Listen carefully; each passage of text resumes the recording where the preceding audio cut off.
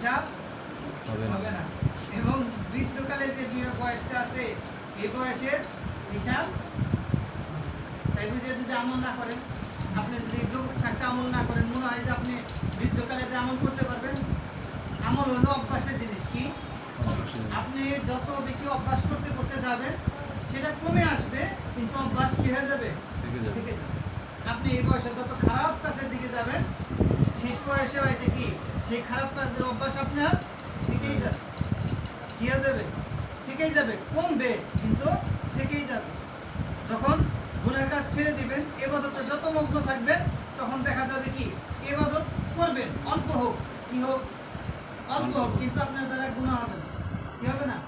অভ্যাস হয়ে গেছে যে আমি কি করি নে, সেই বয়সে করি নে, কত সুযোগ আসলো আমার, সেই বয়সে কি করি নে, আমি গুনাহ করি নাই, সুযোগ ছিল, সবকিছু ছিল, আমার সবকিছুর ব্যবস্থা ছিল, তারপর আমি কোনো কিছু করি নাই। আর ঘুরে গেলে এসে আর খায় কাজ নেই আমার। ঠিক আছে? ঘুরে গেলে কি বুদ্ধি যে ই হয় বেশি, অভিজ্ঞতা বেশি আসে। বয়স যত বাড়তে থাকে তাদের অভিজ্ঞতা কি তত বেশি বাড়তে থাকে, তত বেশি। কারো জ্ঞান বেশি থাকতে পারে, কিন্তু অভিজ্ঞতা সকলের হয় না। অভিজ্ঞতা সকলের হয় না।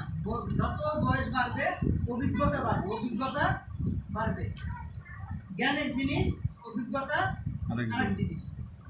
মনে করেন যারা রাজমিস্ত্রির কাজ করতেছে বা কন্ট্রাকশনে কাজ করতেছে, তারা শুরু থেকে যারা ধরে শুরু করছে, তার যে অভিজ্ঞতা, সে 20 বছর পরে তার অভিজ্ঞতা থাকবে।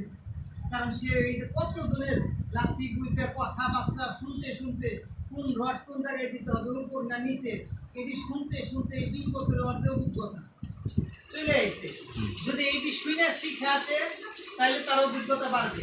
আর যদি মনে করে না ওই যা শুনছি আমি যা শিখছি তাই, তাইলে এর 20 বছর কে 40 বছর করলে এর অভিজ্ঞতা বাড়বে না। আর যদি শিখে শিখে ওই আইগেতে থাকে, তাহলে 20 বছর পর তার অভিজ্ঞতা যেটা থাকবে, ওই আরেকজন যদি না শিখায় গে, তার অভিজ্ঞতার সাথে মিলবে না।